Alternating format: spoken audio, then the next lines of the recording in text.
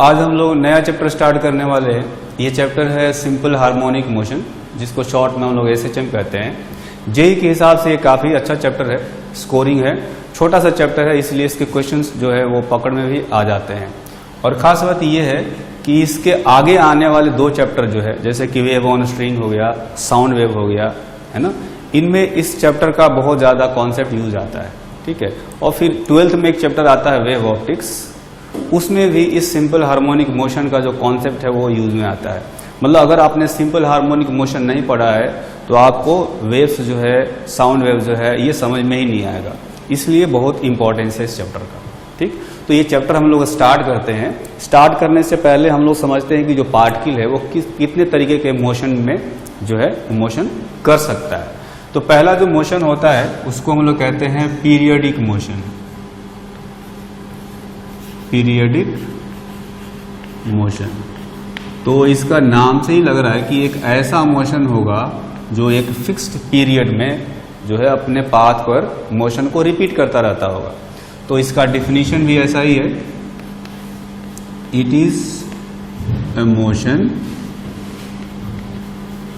In which a particle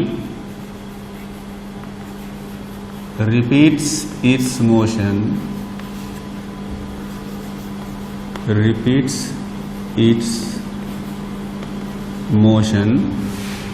on fixed path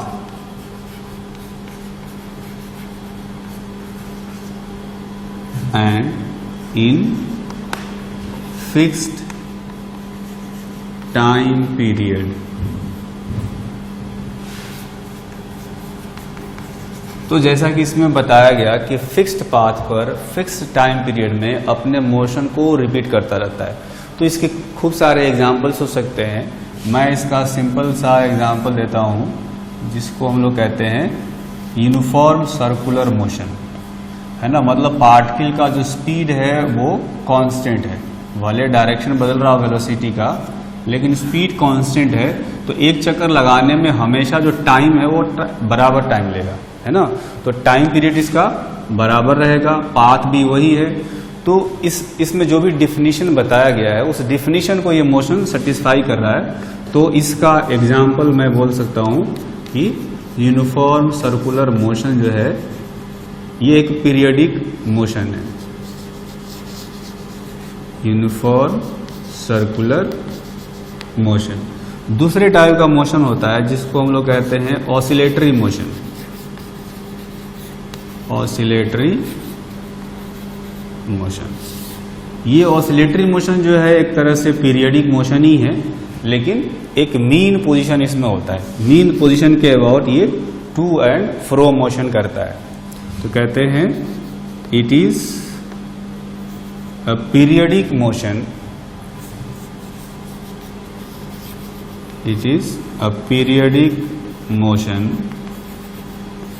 in which a particle undergoes to and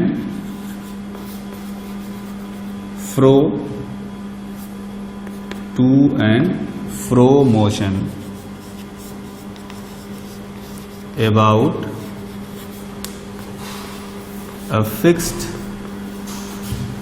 mean position।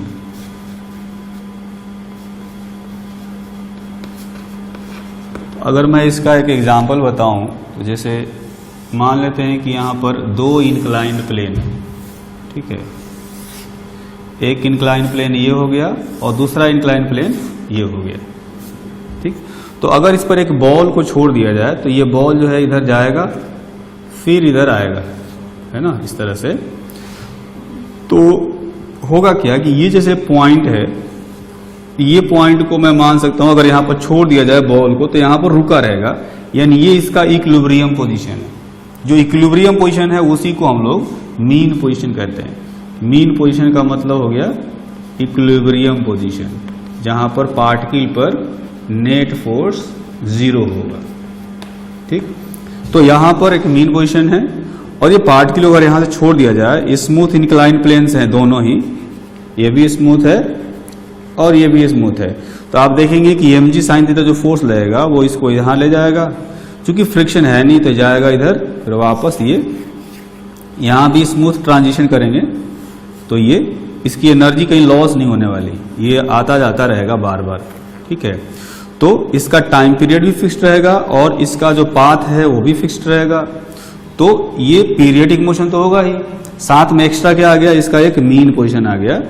To and fro motion का मतलब होता है कि mean position की तरफ जाएगा फिर वापस मीन पोजीशन की तरफ आएगा, ऐसे मतलब मीन पोजीशन से दूर जाएगा फिर मीन पोजीशन के पास भी आएगा, तो इस तरह से टू एंड फ्रो मोशन करता रहता है मीन पोजीशन के अराउंड। ठीक है, तो ये जो एग्जाम्पल है, ये जो मैंने एग्जाम्पल दिया दो इंक्लाइन प्लेन वाला जो एक साथ में जुड़े हुए हैं, ये एग्जाम्पल हो गया ऑसिलेटरी मोशन का। तो जैसा कि पहले बताया कि ऑसिलेटरी मोशन जो है ये पीरियडिक मोशन है, तो इसके सारे कंडीशन को ये सेटिस्फाई करता है, यानी ये भी फिक्स्ड पाथ पर ही मोशन कर रहा है, ये भी फिक्स्ड टाइम पीरियड में ही मोशन कर रहा है। एक्स्ट्रा क्या है इसमें कि ये एक मीन पोजीशन है यहाँ पर जिसके about to and fro motion कर रहा है ना। तो कहने का मतलब ये है कि हर ऑसिलेटरी मोशन पीरियडिक होगा, लेकिन हर पीरियडिक मोशन ऑसिलेटरी नहीं होगा। ठीक है, ये जो है ये पीरियडिक मोशन है, लेकिन ये जो सर्कुलर मोशन दिया है मैंने, सर्कुलर मोशन का एग्जांपल, ये ऑसिलेटरी नहीं हो सकता। क्यों? क्योंकि इसमें मीन पोजीशन नहीं है, कोई ऐसा पॉइंट ही नहीं है इसके पाथ पर जहां पर नेट फोर्स जीरो हो, क्योंकि ये सर्कुलर मोशन में घूम रहा है, तो एक सेंटीपिटल फोर्स तो हर जगह लग रहा होगा, कोई ऐसा पॉइंट ही नहीं है जहां पर इस पर नेट फोर्स जीरो हो। ठीक है, तो कहने का मतलब यह है कि ऑसिलेटरी मोशन जो है, हर ऑसिलेटरी मोशन जो है वो पीरियडिक होता है, लेकिन हर पीरियडिक मोशन ऑसिलेटरी नहीं होता। पीरियडिक मोशन एक बड़ा सा सेट है और ऑसिलेटरी मोशन जो है उसका छोटा सा एक सबसेट है, ऐसा माना जा सकता है। अब जो है तीसरे टाइप का जो मोशन होता है, इसको हम लोग कहते हैं सिंपल हार्मोनिक मोशन, है ना। ये होता है सिंपल हार्मोनिक मोशन। अब ये जो सिंपल हार्मोनिक मोशन है, ये एक्चुअली में ऑसिलेटरी मोशन होता है, ऐसा ऑसिलेटरी मोशन जिसमें रिस्टोरिंग फोर्स डिस्प्लेसमेंट एक्स के प्रोपोर्शनल होता है। तो कहते हैं it is an oscillatory motion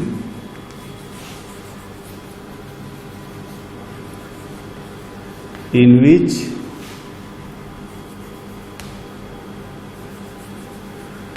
it is an oscillatory motion in which restoring force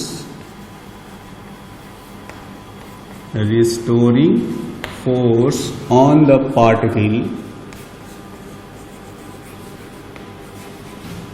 is directly proportional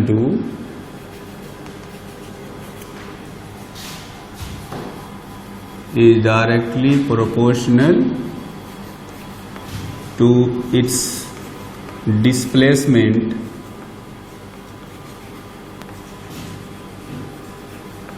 from mean position, है ना। अगर मैं ये कहूं कि जैसे स्प्रिंग ब्लॉक सिस्टम है ना, तो यहाँ पर अगर ब्लॉक है तो स्प्रिंग जो है मान लिया कि अपने नेचुरल पोजीशन पर है। नेचुरल पोजीशन का मतलब इसमें कोई इलोंगेशन नहीं, कोई कंप्रेशन नहीं, तो एक्चुअली में ये इक्विलिब्रियम पोजीशन भी होगा, नेट फोर्स जीरो होगा ब्लॉक पर, यानी ये मीन पोजीशन भी होगा, है ना। अगर ये मीन पोजीशन है तो यहाँ से एक्स आगे जाने पर जो इस पर रिस्टोरिंग फोर्स लगेगा, रिस्टोरिंग फोर्स का मतलब है वो फोर्स जो वापस खींच करके इसको इक्विलिब्रियम तक ले आए।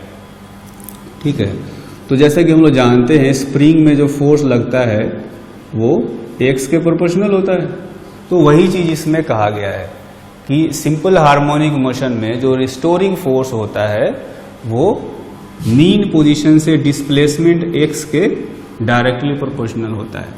तो यहां पर कहते हैं restoring force is equal to F is equal to minus K x. यहां पर के एक प्रोपोर्शनैलिटी कांस्टेंट है। ठीक है, ये ध्यान रखना है कि ये के जरूरी नहीं कि स्प्रिंग कांस्टेंट हो, कई सारे तरह के क्वेश्चंस होते हैं जो कि एसएचएम करता है उसमें, तो उसमें के का वैल्यू अलग आता है, स्प्रिंग में स्प्रिंग कांस्टेंट के वैल्यू अलग आता है। क्योंकि ये जो फोर्स है वो एक्स के प्रोपोर्शनल है, तो रिस्टोरिंग फोर्स जो होगा वो माइनस के एक्स के बराबर हो जाएगा, है ना। अब यहां पर जो है, यहां पर हम लोग ये कर सकते हैं कि जो एक्स है वो क्या है, मीन पोजीशन से पार्टिकल का डिस्प्लेसमेंट। अगर एक्स पॉजिटिव होगा, है ना, एक्स पॉजिटिव होगा तो यहां पर एक्स पॉजिटिव रखने से फोर्स आएगा निगेटिव में, तो उल्टा डायरेक्शन में फोर्स आएगा। उसी तरह से अगर एक्स निगेटिव होगा इधर, तो एक्स माइनस रखने से माइनस में फोर्स पॉजिटिव में आएगा, इधर आएगा। यानी जो फोर्स है, चूंकि ये रिस्टोरिंग फोर्स है, तो इसका डायरेक्शन हमेशा मीन पोजीशन की तरफ ही रहता है ना। फोर्स का डायरेक्शन हमेशा मीन पोजीशन की तरफ रहता है, और इसलिए यहां पर एक हमने माइनस साइन लगाया है।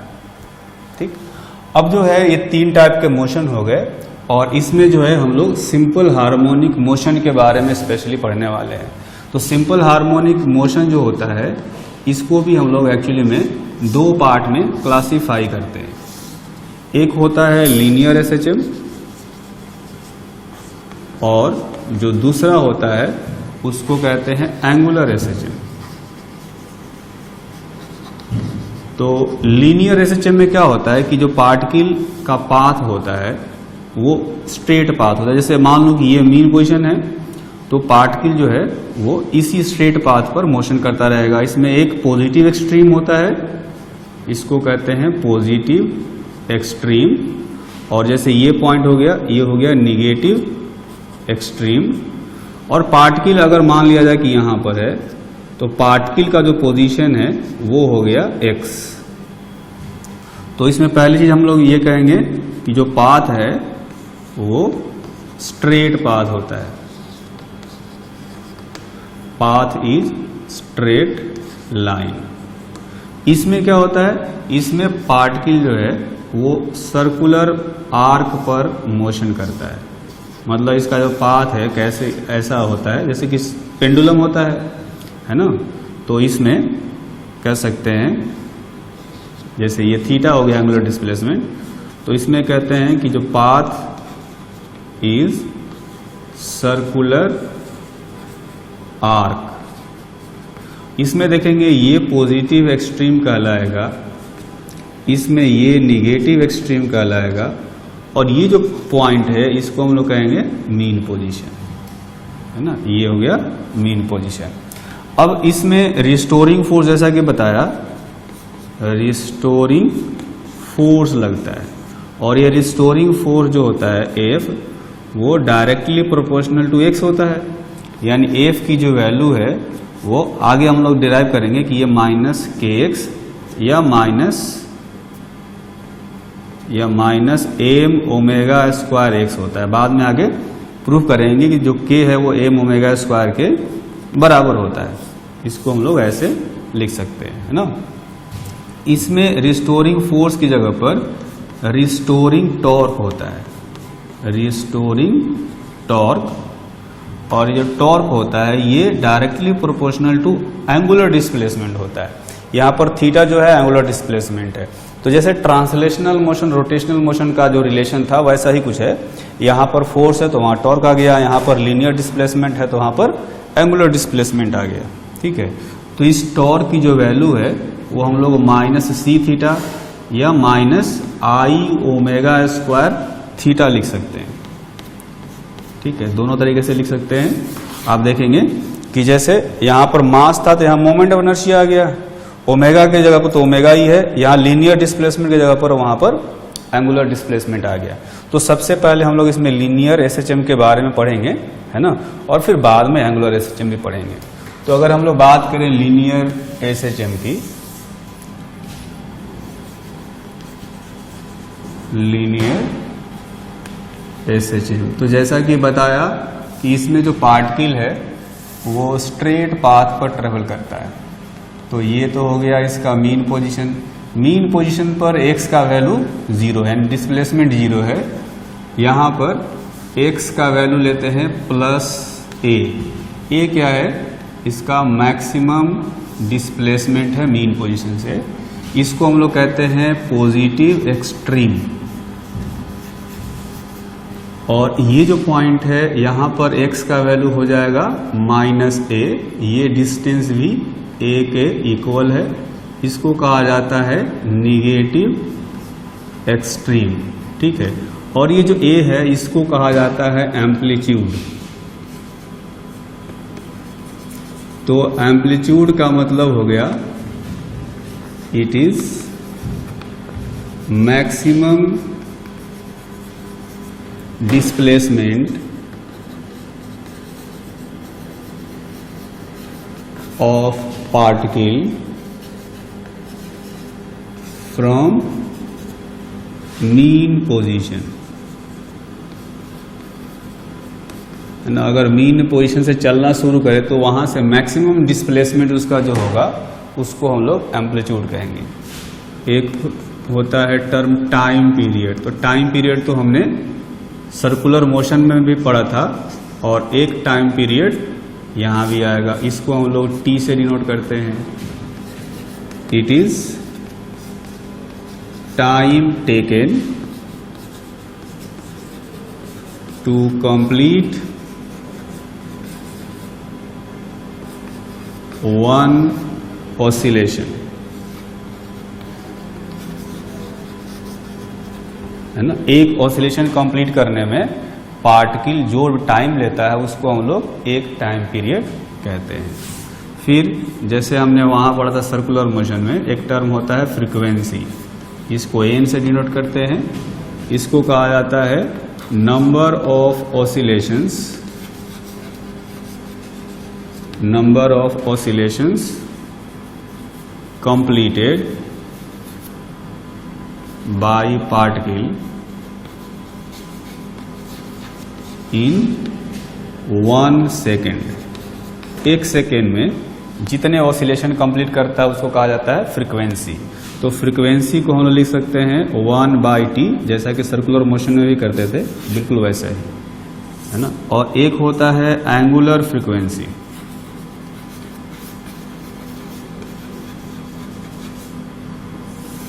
है ना। तो एंगुलर फ्रीक्वेंसी को ओमेगा से डिनोट किया जाता है, और ये होता है, इसकी वैल्यू हम लोग बताते हैं 2π/t।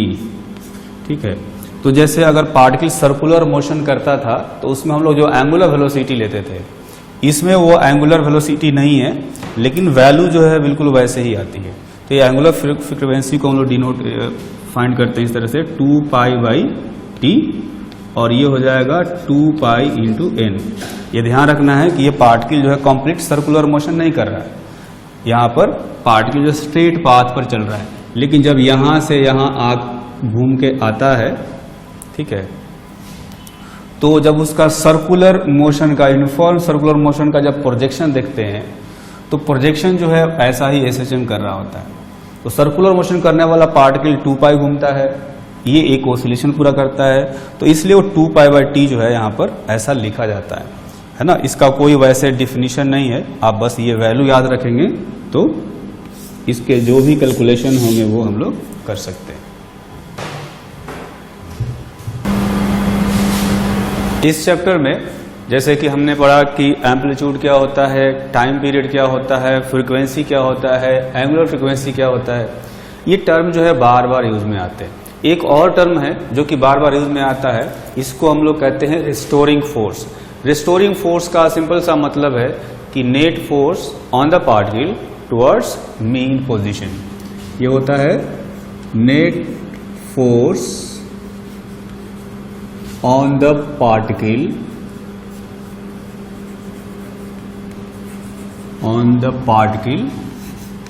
Towards mean position. Particle का जो मीन पोजीशन है, ये फोर्स हमेशा उसी के डायरेक्शन में लगता है, तो उस डायरेक्शन में जो भी नेट फोर्स लग रहा होगा उसको हम लोग कहते हैं रिस्टोरिंग फोर्स। और जैसा कि मैंने बताया कि लीनियर SHM में ये जो रिस्टोरिंग फोर्स होता है वो डिस्प्लेसमेंट के प्रोपोर्शनल होता है। यानी कि मैं ये कह सकता हूँ कि जो फोर्स होगा, अगर प्रोपोर्शनैलिटी हटाएंगे तो ये कांस्टेंट आएगा, तो ये जो रिस्टोरिंग फोर्स है इसको मैं लिख सकता हूं F is equal to minus K x, जहां पर K क्या है, एक कांस्टेंट है, प्रोपोर्शनैलिटी कांस्टेंट है। ठीक, तो अगर पार्टिकल का एक्सेलरेशन निकालना हो, acceleration of particle A is equal to restoring force divided by mass, यानी कि माइनस के बाई एम इंटू एक्स।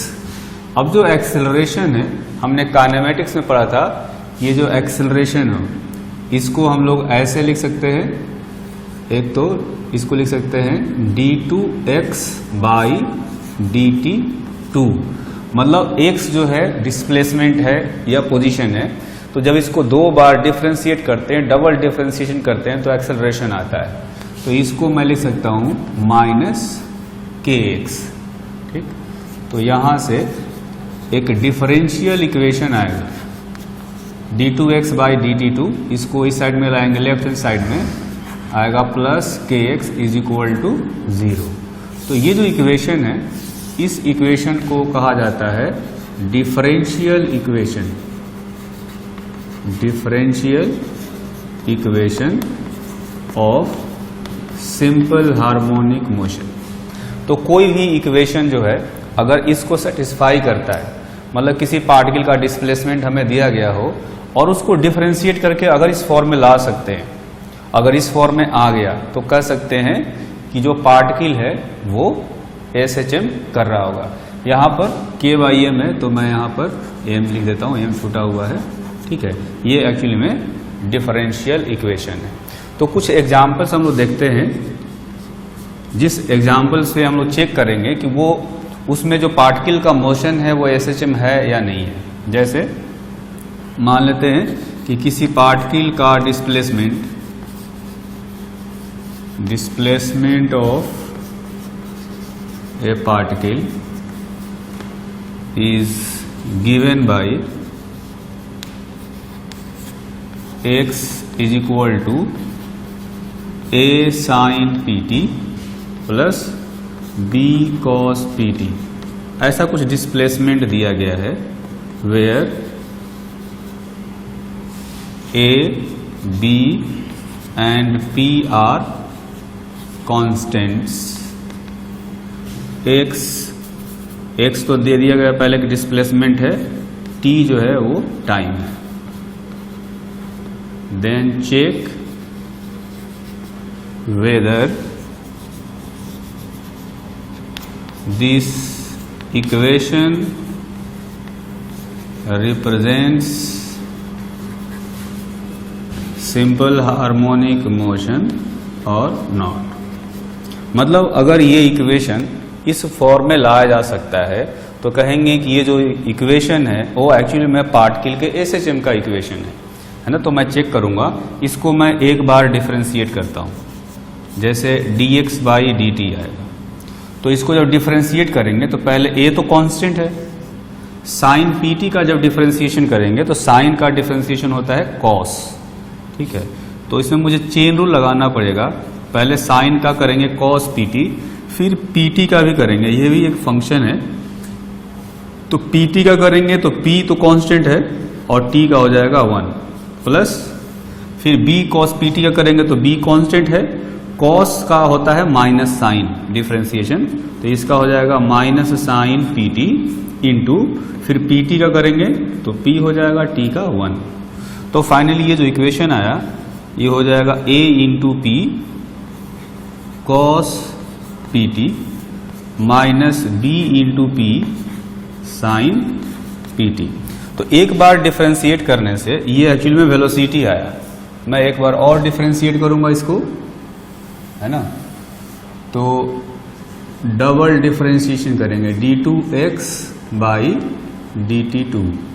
तो एक बार डिफरेंशिएट करने से ये जो इक्वेशन आया है इसी को मैं दोबारा डिफरेंशिएट करूंगा। इसमें देखेंगे कि AP जो है ये कांस्टेंट है, तो AP कांस्टेंट लिखेंगे, cos PT का डिफरेंशिएशन आएगा माइनस साइन PT इंटू, फिर चेन रूल से PT का करेंगे तो P आएगा T का 1, फिर यहाँ पर माइनस साइन है और P जो है ये कांस्टेंट है। ठीक है, कांस्टेंट है। अब साइन पीटी का डिफरेंशिएशन होता है कॉस पीटी, फिर इसमें से चेन रूल से पीटी का करेंगे तो ये आ जाएगा पी कांस्टेंट है और टी का 1, तो इसमें आ जाएगा, इसमें मैं पी स्क्वायर कॉमन ले लेता हूं, माइनस भी कॉमन ले लेता हूं, तो आप देखेंगे कि आएगा a sine p t plus b cos p t, ये आ गया।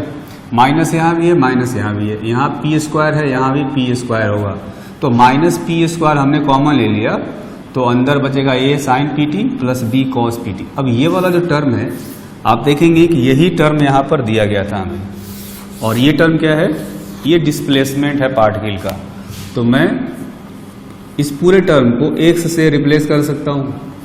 तो फाइनली ये जो इक्वेशन है ये कन्वर्ट हो गया d2x बाई dt2 प्लस, इसको लेफ्ट हैंड साइड में ले जाएंगे तो यह आएगा P square x is equal to 0, है ना।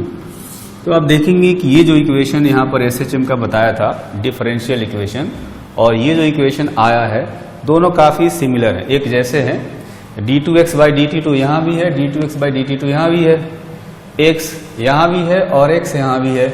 ये वाला टर्म जो है कांस्टेंट है, पी स्क्वायर यहाँ पर कांस्टेंट है, यहाँ पर k बाई एम कांस्टेंट है। तो कांस्टेंट की जो वैल्यू हो सकती है डिफरेंट हो, लेकिन बाकी जो टर्म है वो एक जैसा है, तो मैं ये कह सकता हूँ कि ये जो है ये एसएचएम का इक्वेशन होगा, यानी ये जो पार्टिकल है वो सिंपल हार्मोनिक मोशन कर रहा होगा।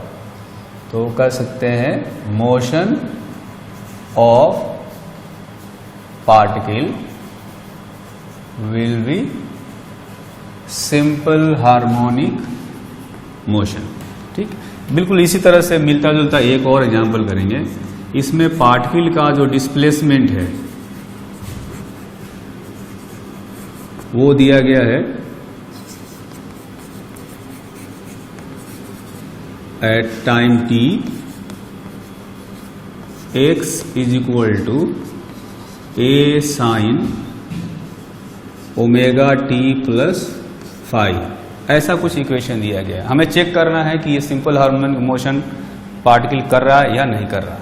तो यहां भी फिर से वही तरीका लगाएंगे, मैं इसको एक बार डिफरेंशिएट करता हूं, यानी कि x को टाइम के रेस्पेक्ट में डिफरेंशिएट करूंगा, तो a कांस्टेंट है, साइन का हो जाएगा कॉस ओमेगा टी प्लस 5। इसमें चेन रूल लगाना पड़ेगा, पहले साइन का करेंगे फिर इसके अंदर वाले फंक्शन का करेंगे। तो जब अंदर वाले फंक्शन का करेंगे तो 5 आइसोलेटेड कांस्टेंट है, इसका डिफरेंशिएशन हो जाएगा 0। ओमेगा टी में ओमेगा कांस्टेंट है और t का हो जाएगा 1, क्योंकि t के रेस्पेक्ट में हम लोग डिफरेंशिएट कर रहे हैं, है ना। तो dx बाई dt जो है, dx बाई dt ये हो गया ओमेगा इंटू ए कॉस ओमेगा टी प्लस 5। ठीक, इसको एक बार और डिफरेंशिएट करते हैं, d2x बाई dt2, इसमें ओमेगा ये कांस्टेंट है, कॉस का होता है minus sign omega T plus 5, फिर चेन रूल लगाएंगे, फिर मतलब जैसे पहले कॉस का करा फिर अब उसके अंदर वाले फंक्शन का करेंगे। तो 5 आइसोलेटेड कांस्टेंट है इसका 0, ओमेगा टी का करेंगे तो ओमेगा रह जाएगा, टी का आएगा 1, है ना। तो आप देख सकते हैं कि d2x बाई dt2 जो है ये आ गया माइनस ओमेगा स्क्वायर ए साइन ओमेगा टी प्लस 5, ये आ गया। तो इसको मैं लिख सकता हूं कुछ इस तरह से, d2x by dt2 is equal to minus omega square. ये जो पूरा टर्म है ये देखेंगे कि हमें दिया गया था x, तो x का जो वैल्यू था वही यहां पर आया है, तो मैं इसको x से रिप्लेस कर सकता हूं। तो ये जो इक्वेशन आया d2x by dt2 plus omega square x is equal to 0, है ना। तो यहां पर आप देखें कि ये वाला इक्वेशन जो आया है और यहां जो एसएचएम का डिफरेंशियल इक्वेशन मैंने बताया था दोनों एक जैसे, d2x बाई dt2 यहां भी है और वहां भी है, x जो है वो यहां भी है, ठीक है। और फिर यहां पर एक कांस्टेंट था k बाई एम और यहां पर कांस्टेंट है ओमेगा स्क्वायर, ठीक है। कांस्टेंट की वैल्यू डिफरेंट हो सकता है, लेकिन बाकी टर्म एक जैसे हैं। इसका मतलब ये जो पार्टिकल है ये भी SHM कर रहा होगा, तो कह सकते हैं motion will be simple harmonic motion. तो इनफैक्ट ये जो इक्वेशन है, वैसे SHM के तो खूब सारे इक्वेशन हो सकते हैं, है ना, लेकिन ये जो इक्वेशन है इसको हम लोग स्टैंडर्ड इक्वेशन मान करके चलते हैं, ठीक है। मतलब SHM का, जैसे ये भी एक इक्वेशन था SHM का, तो ये वाला जो इक्वेशन है इसको हम लोग स्टैंडर्ड इक्वेशन मान करके चलते हैं और इसी के लिए सारे डेरिवेशन करते हैं, यानी वेलोसिटी निकालना हो, एक्सेलरेशन निकालना हो, एनर्जी निकालना हो, सब में जो है हम लोग यही वाला इक्वेशन यूज करेंगे। तो ये क्या है, इसको मैं कह सकता हूं स्टैंडर्ड इक्वेशन ऑफ SHM, जिसमें कि देख सकते हैं ए एम्पलीट्यूड है, हमने पहले ही पढ़ा है, ओमेगा हमें एंगुलर फ्रीक्वेंसी के बारे में पहले ही पढ़ लिया है, ठीक। फाई के बारे में हमने नहीं पढ़ा है, तो फाई के बारे में हम लोग अब जो है वो पढ़ने वाले हैं। मतलब कि फाई जो है उसको कहा जाता है इनिशियल फेज, और ये जो टर्म है इसको कहा जाता है फेज। इनफैक्ट ये जो चैप्टर है सिंपल हार्मोनिक मोशन, इस चैप्टर में सबसे कॉम्प्लिकेटेड पार्ट जो है वो है ये वाला पार्ट, जिसको हम लोग कहते हैं फेज। तो इसको समझने के लिए मैं एक तरीका बता रहा हूँ, आसान तरीका है बहुत, है ना, तो उस तरीका को हम लोग समझेंगे।